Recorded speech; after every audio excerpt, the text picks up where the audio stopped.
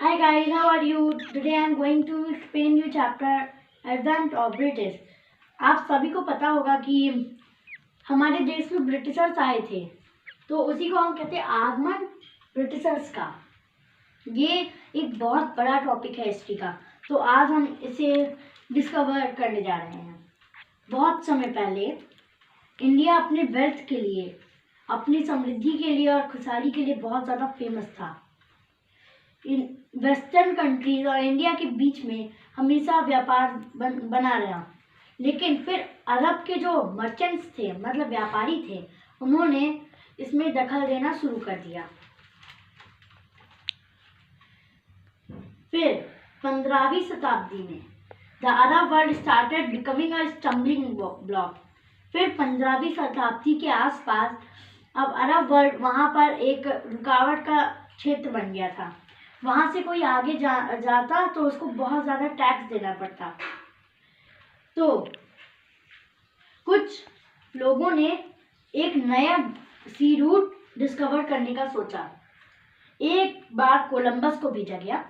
तो कोलंबस क्या करता है, वो सोचता है कि यहाँ पे भारत होगा और यहाँ पर वेस्टर्न कंट्रीज, अगर वो यहाँ से ऐसे, यहाँ पर यूरोप, यहाँ से अगर वो घूम के जाएगा तो वो भारत पहुँच जाएगा।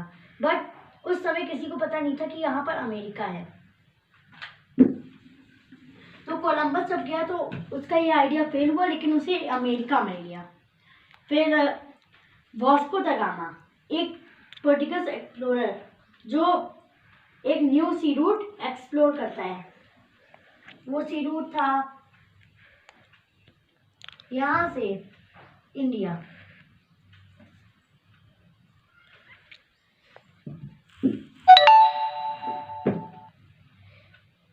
वो वहाँ जाकर via the Cape of Good Hope जाता है वहाँ पर, और 1498 में वो वहाँ पहुँच जाता है। ही लैंडेड एट कालीकट। कालीकट जिसे हम अब कोझिकोड कहते हैं, वो वहाँ पर जाता है। Thus the Portuguese were the first Europeans who came and started trading with India. तभी से पोर्टुगीज सबसे पहले यूरोपियंस थे जिन्होंने इंडिया के साथ व्यापार करना शुरू किया। The Portuguese built trade centres at Calicut and Cannanore. उन्होंने कई अपने सेंटर्स बनाए कालीकट में और कन्नौर में। Spices were the most essential item of trade. उस समय पे स्पाइसेस मतलब मसाले बहुत ज़्यादा फेमस थे। ये हमारे खाने को बहुत ज़्यादा टेस्टी बना देते थे, तो इसीलिए हम लोग, हमारे मतलब वो ब्रिटिशर्स को ये बहुत अच्छी चीज़ लगी। They also traded in silk and gold. वो सिल्क और गोल्ड पर भी व्यापार करा करते थे, और उसकी डिमांड यूरोप में बहुत ज़्यादा बढ़ गई। तो पोर्टुगीज को देखकर डच अट्रैक्ट हुए और वो भी वहां पर आए। उन्होंने अपने को ट्रेड सेंटर खोले। There after the British entered the arena. Dutch को देखकर ब्रिटिशर्स यहाँ आते हैं।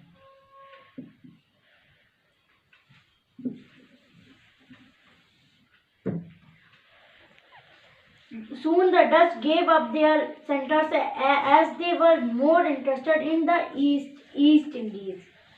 फिर उन्होंने अपना वहाँ डच ने अपने वहाँ पर सब कुछ छोड़ दिया, क्योंकि उसे ईस्ट इंडीज की चीज़ें बहुत ज़्यादा पसंद आई। जो पोर्टुगीज थे, सबसे पहले पोर्टुगीज आए थे। पोर्टुगीज को फॉलो करके डच आए थे। उनको फॉलो करके ब्रिटिशर्स आए थे। फिर आगे कौन आता है? ब्रिटिशर्स को फॉलो करके आते हैं कुछ आते हैं फ्रांस से लोग।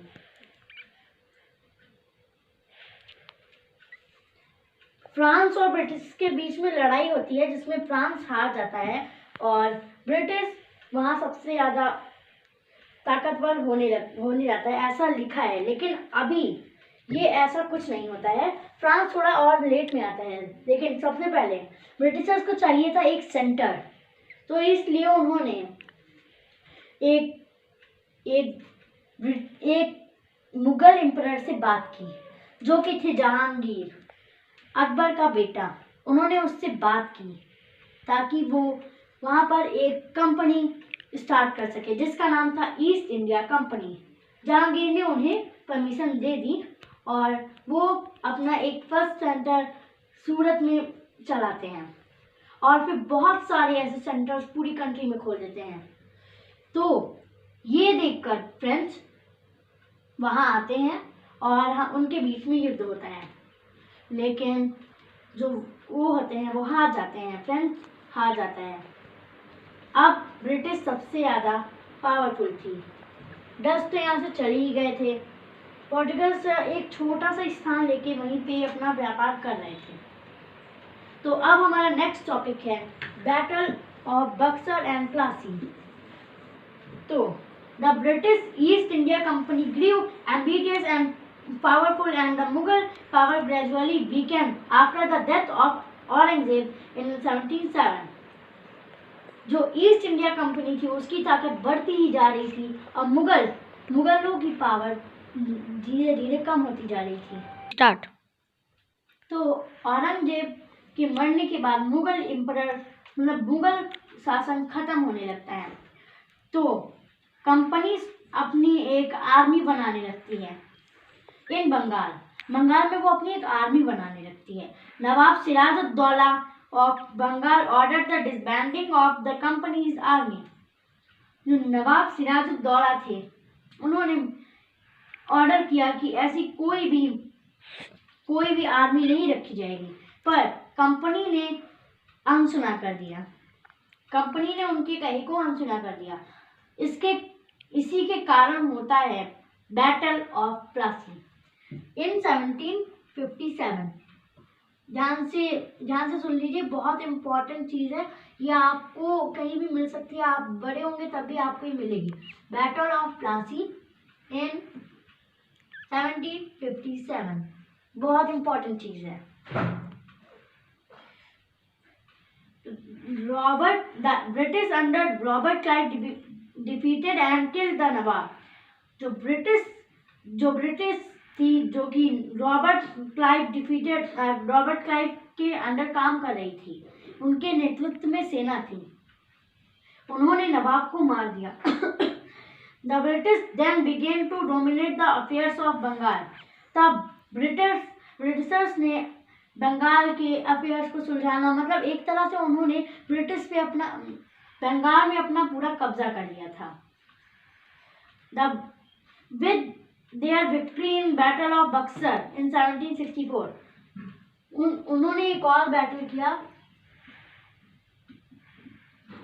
Battle of Buxar.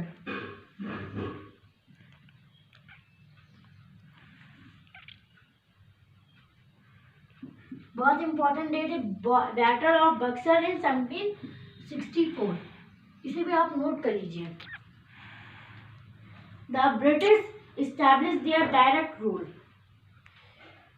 उन्होंने इस बैटल के बाद पूरा का पूरा उन्होंने इसमें अपना साम्राज्य खड़ा कर लिया। Through a series of victories in other parts of country, उन्होंने बहुत सारे राज्य जीते इंडिया में। The British gradually emerged as most dominate power in the country. अब ब्रिटिश बहुत बड़ी पावर बन गई थी। बक्सर की स्पेलिंग गलत हो गई थी, आप इसे फिर से